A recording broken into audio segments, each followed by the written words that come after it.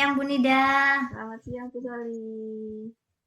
Ya, ketemu lagi. Gimana kabarnya Bu Nida? Alhamdulillah, baik, Bu. Sehat-sehat saja. Kalau Bu Sali bagaimana? Alhamdulillah. Alhamdulillah baik semua Bu Nida. Iya Bu Nida, ini kita ketemu lagi. Kali ini kita akan melakukan sesi coaching ini Bu Nida. Jadi Iya. monggo nanti jenengan bisa bercerita, sharing atau apapun terkait apa yang jenengan alami, jenengan rasakan. Saya siap ini mendengarkan jenengan. Nggih. Monggo pun Bu Iya. Nida, kalau kira-kira jenengan mau cerita tentang apa ini Bu Nida? Ya, ya. Eh, kebetulan, Bu, nggih. Kebetulan saya mau cerita kalau kebetulan di tahun ini saya mengajar kelas 5. Dari 2 tahun yang lalu juga mengajar di kelas 5. Nah, di kelas 5 ini ada satu fase yang harus dilalui dari kelas 5, yaitu ANBK. Di kelas di mulai SD sampai SMA kan sekarang tidak ada ujian nasional, tapi diganti dengan ANBK. Nah, kebetulan kalau jenjang SD ANBK-nya itu dilaksanakan di kelas 5, seperti itu, Bu. Nah, yang kemarin ini di tahun 2023 nilai ANBK untuk literasi itu kebetulan merosot, Bu. Jadi mengalami penurunan dari 7,2 menjadi 6,2. Jadi merosot satu angka seperti itu, Bu. Untuk numerasinya tetap. Jadi yang membuat saya sedikit kecewa, kemudian kok bisa ya seperti itu. Bertanya-tanya gimana kok seperti ini, kenapa kok hasilnya seperti ini, gimana solusinya juga seperti itu. Oh, begitu ya Bu Nida. Jadi di tahun kemarin itu ada penurunan literasi yang awalnya sebelumnya 7,2 ya nilainya Iya, sehingga mendapatkan 6,2 begitu ya Bu iya, Nida. Cukup membuat kecewa berarti ya Bu Nida iya, ya. kecewa, Bu. Eh, Tentunya Sesuai kan. harapan ya Bu Nida ya. Iya, soalnya kan ANBK ini kan menilai kualitas dari sebuah sekolah. Jadi kalau kualitas numerasinya bagus, kualitas literasinya bagus di suatu sekolah dilihat dari nilai ANBK-nya. Karena memang sekarang tidak ada ujian nasional. Oke, oke. Kira-kira selama beberapa menit ke depan nanti kita akan diskusi terkait ini. Harapan atau tujuan dari pembicaraan kita ini, Bu Nida ingin mendapatkan apa kira-kira? Harapannya saya pribadi bisa mendapatkan solusi apa atau penyelesaian lah dari permasalahan ANBK ini, kemudian bisa untuk kedepannya ANBK-nya di tahun ini tidak lagi mengalami kemerosotan seperti itu. Oke, berarti kita mencoba ya berdiskusi supaya nanti bisa menemukan solusi begitu ya Bu Nida ya. Iya, Oke, kalau saya amati tadi dari permasalahan Bu Nida ada penurunan tingkat literasi. iya. Nah, kira-kira kalau menurut Bu Nida sendiri nih ya, apa sih yang bisa menyebabkan terjadi penurunan itu? Kira-kira apa ya Bu Nida? Kalau saya melihat ya Bu ya dari siswa kelas 5 tahun kemarin, ini mereka literasinya memang kurang. Jadi mereka kurang bisa memahami bacaan. Jadi ketika diberikan suatu bacaan, mereka tidak bisa mengerti apa sih maksudnya dari bacaan ini, apa yang bisa diambil kesimpulan dari bacaan ini. Seperti itu. Poin-poinnya itu tidak mengerti mereka. Kemudian yang kedua, mereka tidak bisa, Bu. Apa namanya membuat kalimat kalimat yang kompleks itu tidak bisa. Kalimat majemuk itu mereka kurang bisa, padahal ini mereka sudah kelas 5. Mereka hanya bisa membuat kalimat tunggal, misalkan contohnya saya suka makan nasi goreng, seperti itu. Mereka akan membuat contoh seperti itu saja. Saya suka minum susu, gitu, Bu. Iya, iya, sudah kelas 5 Bu ya. Iya, padahal Tapi sudah. di tahap untuk membuat kalimat itu belum terlalu bisa begitu ya Bu ya. Iya, belum. Harusnya kalau sudah kelas 5 itu seperti apa Bu kemampuan mereka itu standarnya itu? Harusnya mereka sudah bisa membuat kalimat yang lebih kompleks lagi, yang menggunakan kalimat majemuk, Bu. Ada sambung katanya, misalkan eh, aku pergi ke kebun binatang bersama keluargaku pada hari Minggu seperti itu. Kita ke sana menaik apa seperti itu, Bu. Jadi buat kalimat pun juga mereka kurang bisa. Harusnya kalau sudah kelas 5 sudah bisa membuat kalimat dengan bagus, dengan runtun dan ada ketersinambungan di setiap kalimat gitu, Bu. Oke oke, berarti tadi, penyebab utamanya salah satunya dari kemampuan anak-anak ya yang sudah kelas 5 itu ternyata masih belum, sesuai standar untuk literasinya begitu ya Bu Iya. Nida ya? Kira-kira, setelah Bu Nida mengetahui bahwasanya nilainya sekian itu Bu Nida sudah berdiskusi belum sama rekan-rekan yang di sekolah? Kebetulan kemarin sempat dibahas, Bu, ketika rapat di rawat guru ya, itu dibahas oleh kepala sekolah. Kalau nilai ANBK-nya ini untuk literasi mengalami penurunan, seperti itu.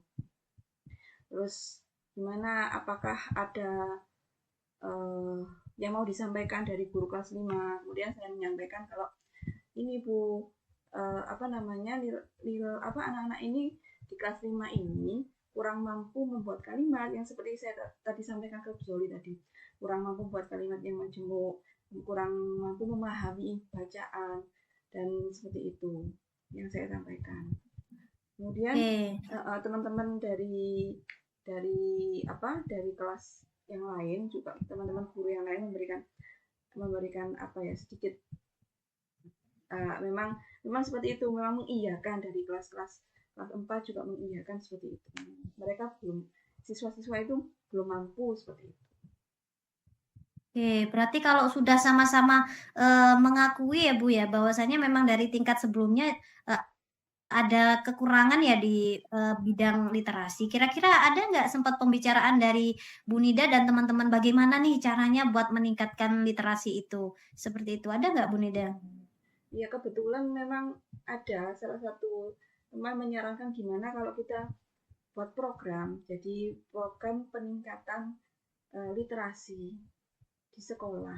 Kalau misalkan program program literasi ini yang kita ambil apa itu kan, kemudian saya tanya seperti itu kan, yang kita mau tuju itu kelas untuk kelas berapa, ternyata memang ditujukan untuk kelas 1 sampai kelas 6 semua jenjang ya. Kemudian programnya itu seperti apa, saya tanya seperti itu. Teman saya itu bilang, ya apa kalau kita memberdayakan atau membudayakan pembaca gitu di setiap hari gitu, di setiap hari. Kalau misalkan berapa waktu, kira-kira membutuhkan waktu 5 atau 10 menit lah di awal pembelajaran pembaca dulu. Seperti itu. Mungkin apakah bisa mengatasi atau tidak seperti itu. Oke, berarti tadi sempat, sudah ada masukan gitu ya Iya, dari ada rekan-rekan masukan. untuk program peningkatan literasi. Iya. Nah, kalau menurut Bu Nida tadi saran dari teman tersebut, efektif nggak kalau diterapkan? Kalau saran dari teman saya ini, uh, kalau menurut saya cukup membantu, Bu ya. Karena memang kalau anak-anak itu suka membaca, otomatis mereka perbendaharaan katanya makin kaya lagi. Jadi mereka tidak hanya bisa membuat kalimat aku suka minum susu. Jadi mereka bisa menambah kalimat-kalimat yang lebih kaya lagi, buat kalimat yang lebih beraneka ragam lagi gitu. Kalau mereka memang suka membaca, kemudian memahami, oh kata ini bisa digunakan untuk kalimat seperti ini, seperti itu. Oke, berarti Bu Nida, sepakat ya dengan usulan dari teman-teman itu ya untuk program itu ya. Iya, sepakat. Nah, kira-kira kalau sudah sepakat seperti itu dari atasan sendiri gimana Bu Nida? Apakah sudah ada koordinasi dengan atasan atau belum? Kalau koordinasi dengan atasan, karena memang di rapat tadi kan juga ada kepala sekolah, Bu ya. Kebetulan memang kepala sekolah memang setuju. Ya mungkin bisa kita coba program membaca tadi, membaca 5 sampai 10 menit sebelum sebelum apa namanya, sebelum pembelajaran. Oke, berarti sudah disetujui kepala sekolah juga. Ya. Mantap ini Bu Nida ya. Nah, berarti kalau sekarang sudah setuju semua ini termasuk Bu Nida juga sependapat dan merasa yakin dengan program itu. Kira-kira ini mau dilaksanakan mulai kapan berarti kira-kira? Kalau kita harusnya, Bu ya, Harusnya Iya. program ini harus segera dilaksanakan karena memang mengingat sebentar lagi AMBK kira-kira bulan September ini akan diselenggarakan. Jadi karena kita nggak bisa tiba-tiba anak-anak suka membaca, jadi harus dipupuk mulai mulai awal, mulai dari kelas 1, kelas 2, nanti terus kemudian diteruskan sampai di kelas 5. Di kelas 5 mereka sudah siap untuk melakukan AMBK seperti itu.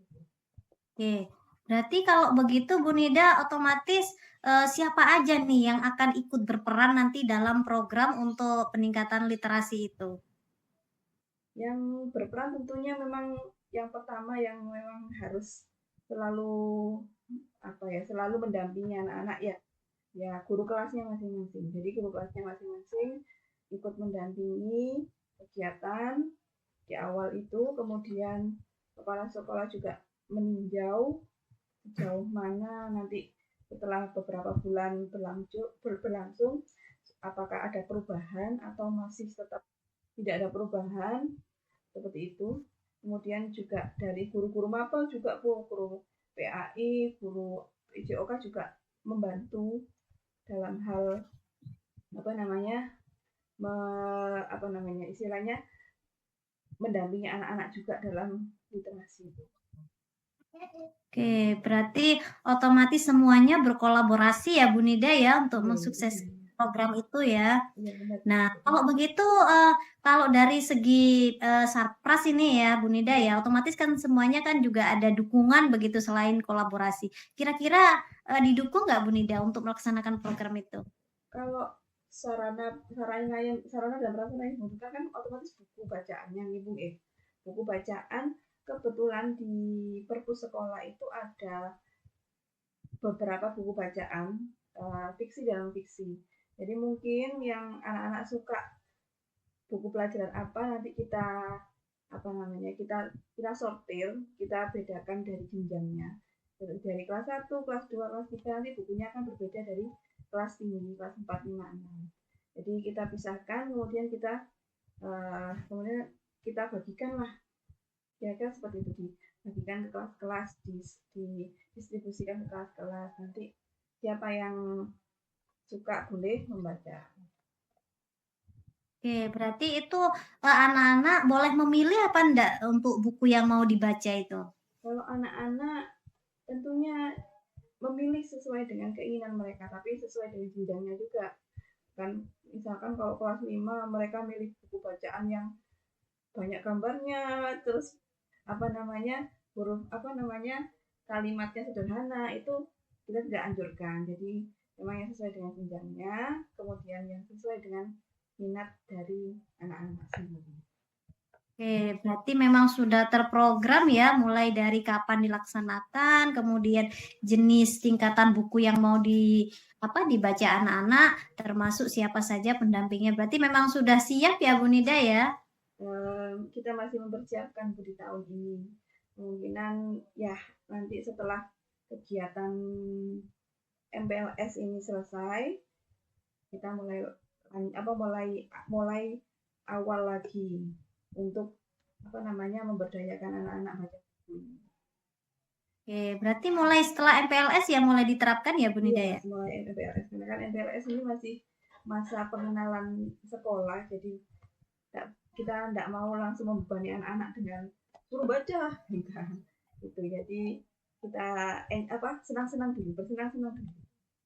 Iya. Itu kira-kira untuk kegiatan literasinya nanti dilakukan di satu tempat atau di tiap kelas masing-masing begitu?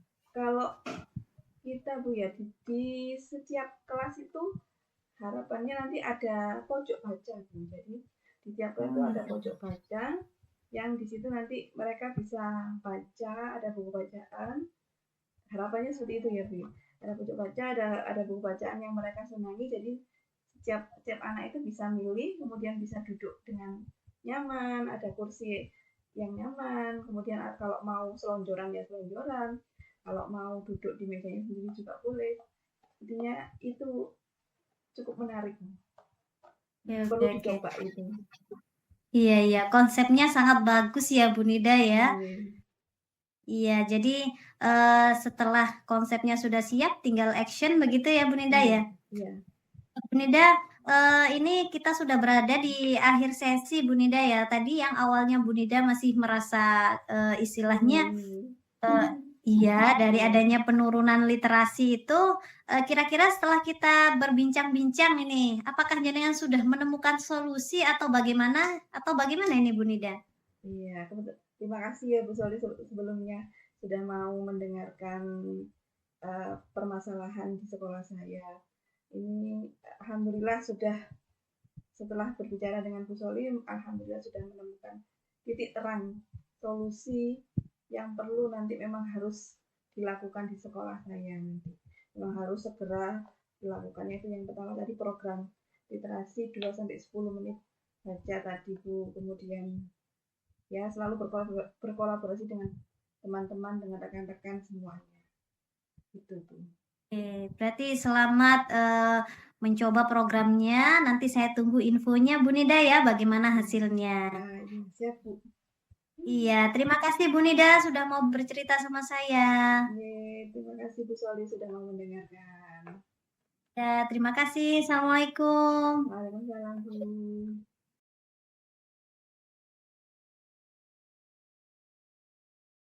Oke. Oke. Assalamualaikum warahmatullahi wabarakatuh.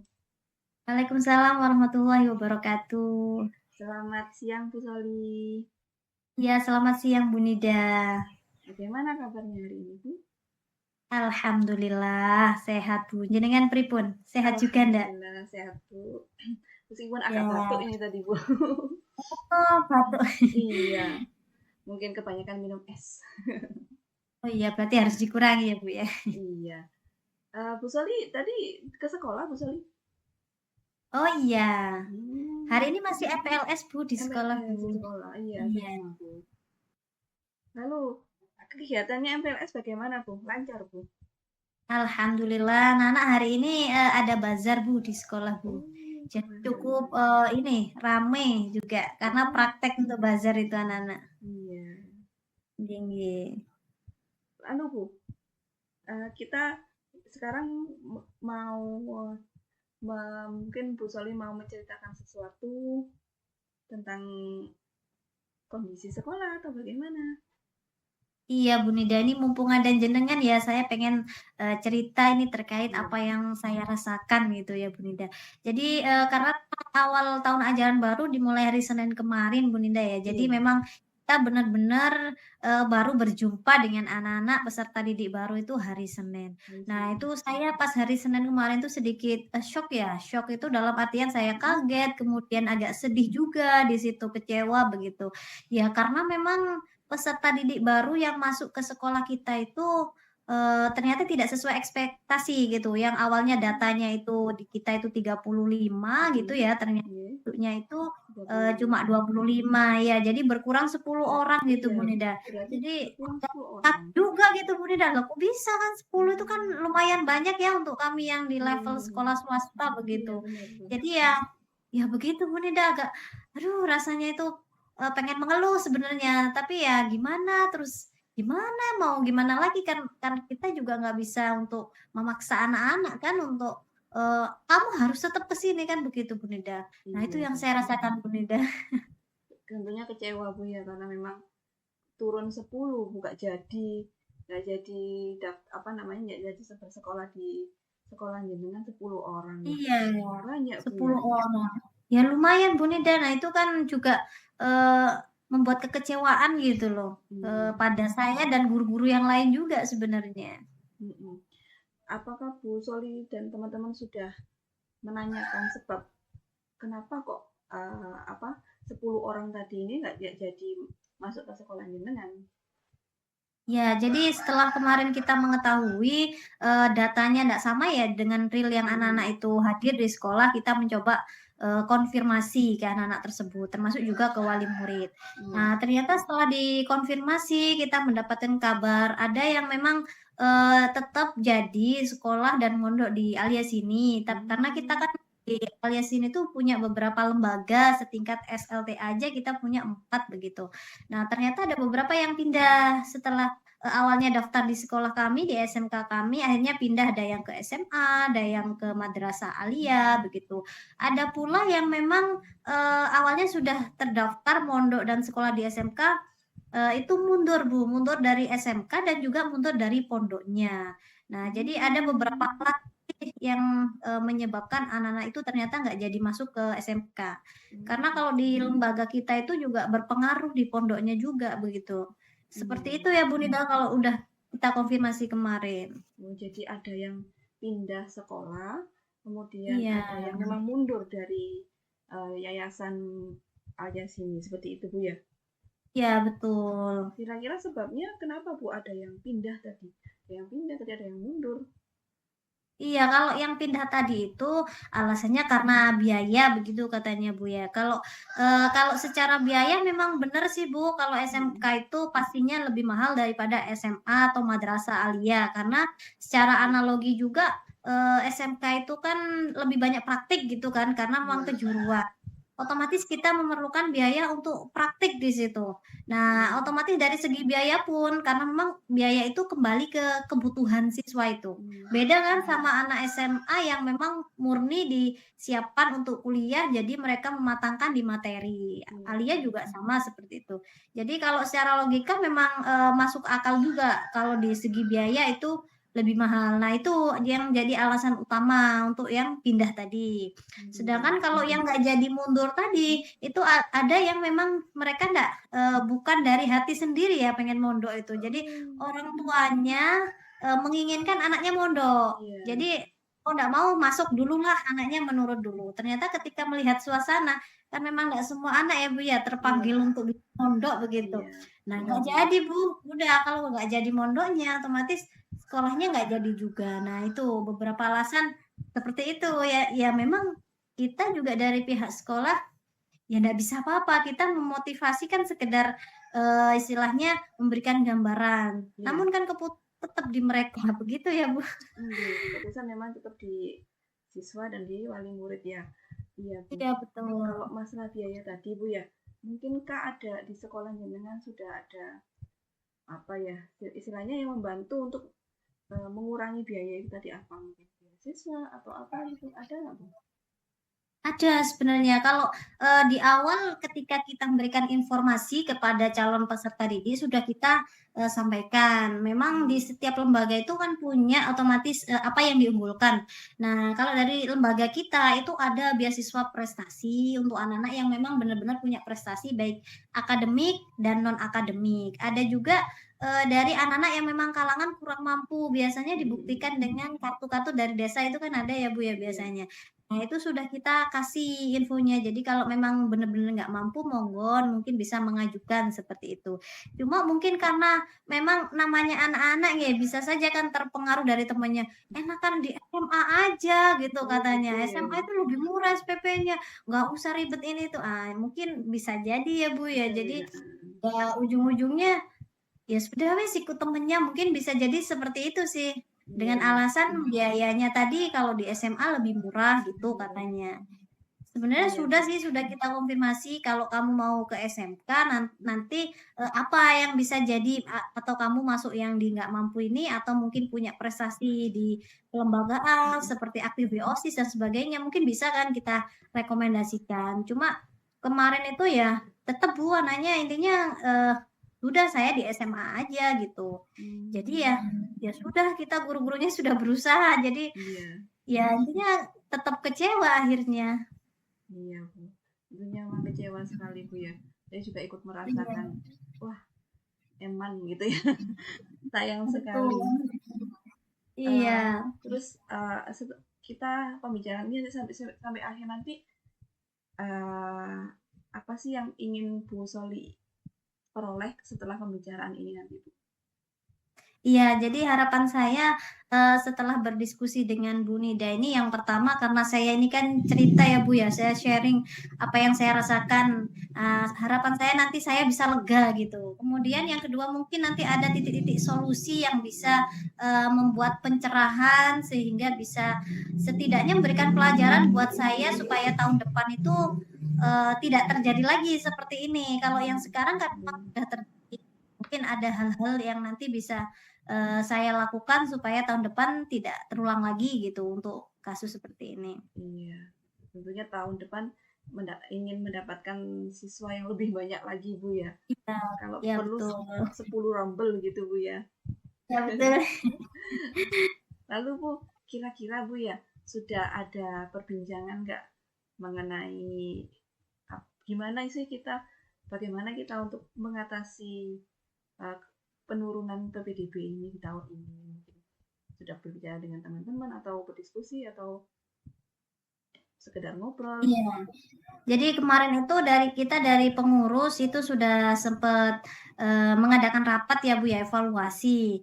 Nah, di situ juga, sama-sama, refleksi ya, baik itu dari program internal kita, kemudian bagaimana kita promosi dan, mungkin juga apa yang belum kita laksanakan. Nah, dari situ, dari guru-guru itu juga ada pendapat sih, Bu, ya. Jadi, mungkin kita ini selama ini mungkin dari segi pemasaran atau media promosi itu masih kurang aktif. Nah itu, mereka ada istilahnya masukan bagaimana kalau habis ini kita harus, lebih menggencarkan lagi dari media promosi.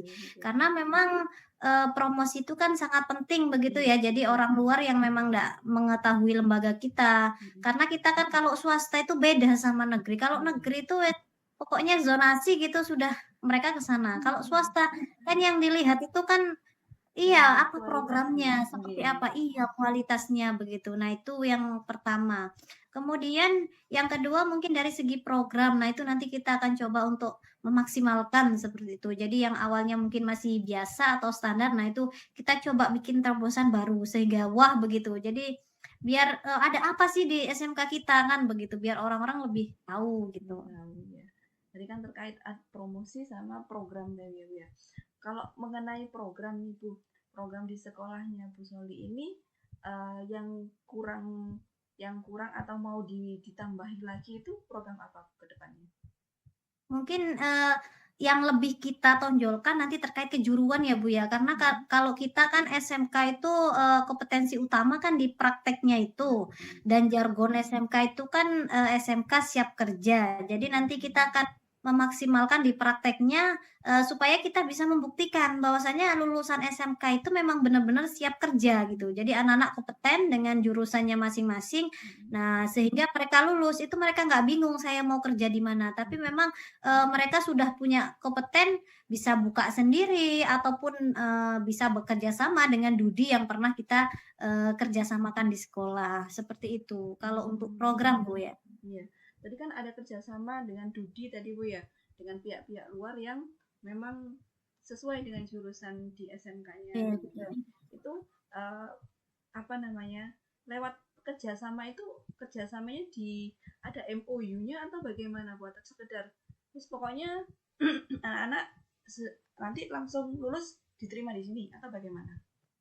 Iya, jadi, kita kerjasamanya itu, salah satunya waktu di sekolah, di masa pendidikan istilahnya, itu anak-anak diterima magang di situ. Kemudian, diterima magang itu dalam artian kan mereka dibimbing sesuai apa yang dibutuhkan oleh, Dudi. Contohnya kalau di jurusan kami itu kan ada perbankan syariah. Nah, otomatis mereka akan diterima magang di bank. Nah, selama di bank mereka akan diajari kompetensi apa yang dibutuhkan oleh pegawai bank, kan begitu. Nah, kemudian, kerjasama yang kedua, kita berusaha apabila dari pihak Dudi, dari pihak perbankan itu membutuhkan karyawan, itu bisa memaksimalkan untuk mengambil di, kita. Jadi anak-anak yang lulus itu bisa, bekerja di sana. Nah, sesuai dengan kompetensi yang memang dibutuhkan di bidang itu. Itu untuk kerjasama kami seperti itu, Bu Iya, Nida. iya, berarti langsung ketika mereka sudah praktik di sana, kemudian, oh, anaknya ini memang berkompeten, bisa langsung diambil oleh pihak Dudi tadi, Bu, ya? Ya, betul, seperti itu. Iya, iya, iya. Kira-kira banyak nggak, Bu, itu apa namanya kerjasama dengan pihak-pihak luar? Untuk dari yang sesuai relevan itu banyak ya Bu Nida, kalau dari pihak bank, di Pasuruan ini juga banyak dari BSI, kemudian Bank Jatim, itu kita sudah kerjasama. Kalau dari pihak kesehatan karena kita juga ada jurusan keperawatan, itu ada dari klinik-klinik. Mhm. Mungkin ke depannya kita pengen nambah gitu Bu Nida, jadi biar nggak cuma itu-itu aja gitu loh. Mhm. Nambah mungkin, ada kan sekarang tuh lagi ngetren untuk, lembaga SMK itu bisa kerja ke luar negeri. Jadi ke luar negeri itu yang seperti Iya. apa, bukan jadi TKW yang di ini ya, bukan, tapi memang Mhm. benar-benar mereka itu, kerja profesional di sana, Mhm. sesuai dengan jurusan. Jadi kalau keperawatan mungkin di sana jadi perawat, Iya. seperti itu. Iya. Nah, kita pengennya menembus itu untuk tahun ajaran baru Wah, ini. keren-keren. Pasti ke luar negeri ini hebat ini Bu, programnya ini. Iya, gajinya kan juga beda Bu, antara Oh, di sini waduh. sama di luar. Pasti lebih banyak yang tertarik Bu kalau sudah ada di Iya, luar negeri. Wah, gajinya besar nih pasti gitu kan Bu. iya harapan kita Iya. seperti itu Bu Nida. Mhm. Yang kedua tadi kan terkait promosi ya Bu ya. Kalau Iya iya. promosi yang sudah dilakukan selama ini apa ya Bu? Kalau selama ini sih kita masih fokusnya di internal ya, karena memang Mhm. lembaga setingkat SLTP yang di kita, di yayasan kita itu ada 3. Mhm. Jadi memang selama ini masih fokusnya di dalam aja Mas Yan, Bu. Pokoknya kita, istilahnya ngeramut yang di dalam itu supaya mau masuk ke kita, Mhm. begitu. Berarti yang internal dulu ya. Kemudian apa Iya. ada rencana untuk promosi eksternal Bu? Keluar-luar Nah mungkin. Nah itu Bu Nida, jadi, hasil rapat kemarin, ada sih masukan dari rekan-rekan itu, bagaimana kalau habis ini kita gencarkan untuk, promosi itu keluar. Jadi nggak cuma di dalam, tapi juga, keluar. Jadi kita akan, meluaskan lagi jangkauan kita ke lembaga-lembaga sekitar, kemudian melalui media promosi online, seperti itu. Sip sip mantap itu Bu. Online itu memang penting Bu ya lewat apa lewat akun Instagram dan lain sebagainya. Sudah ada tentunya Iya sekolah betul. ini kali ya. Ya sudah ada Instagram kita punya, kemudian TikTok kita punya. Cuma memang selama ini ya belum maksimal memang ya, kita menyadari itu. Jadi mungkin, kita harus maksimalkan lagi ya berarti. Iya, iya, tentunya memang Bu. Apalagi kalau keluar negeri tadi, ada program keluar negeri, Iya, oh, pasti saya langsung daftar Bu. mungkin Iya, saudaranya nanti ya, Bu, ya? iya, adik-adik, mungkin keponakan-keponakan saya Bu. Iya Iya, betul. ini sudah sampai di sesi terakhir nih Bu. Eh, yang Ibu Soli rasakan apa setelah kita berbincang tadi? Iya, saya, sekarang merasa lega begitu ya, yang tadi awalnya saya tuh, merasa cemas, kemudian merasa sedih, kecewa di situ. Nah setelah, bercerita, kemudian, ada beberapa tadi masukan juga. Nah itu saya merasa lega sekarang Bu Nida ya, ternyata Hmm, memang sebenarnya kami tuh bisa kalau, bisa. kami bisa memaksimalkan. Hmm. Jadi yang awalnya saya tuh sedih, sekarang saya merasa lebih optimis lagi. Insya Allah nanti ke depannya bisa untuk, memaksimalkan dari segi program, kemudian promosi, sehingga, insya Allah untuk tahun ajaran baru ke depan Hmm. itu peserta didiknya bisa lebih meningkat. Iya, amin, Jadi saya amin. cukup berterima kasih nih sama Bu Nida ini. Oh, terima kasih kembali Bu sudah berbicara hari ini. Iya. Iya, Semoga di tahun depan siswa-siswanya Bu Solid tambah banyak lagi. Kalau perlu i 100 siswa satu rombel gitu. Satu jurusan gitu Bu nggih. iya. Amin. Saya tunggu lagi ininya Bu ya, progresnya di tahun depan Bu nggih. Iya, Bu Nida. Terima kasih banyak Bu Nida sudah Iya. bersedia mendengarkan, curahan saya. Semoga nanti itu juga membuat motivasi buat saya ya, jadi tetap menjadi remember buat saya untuk terus bersemangat begitu Bu Nida. Amin nggih. Saya akhiri nggih Bu Sali. Ya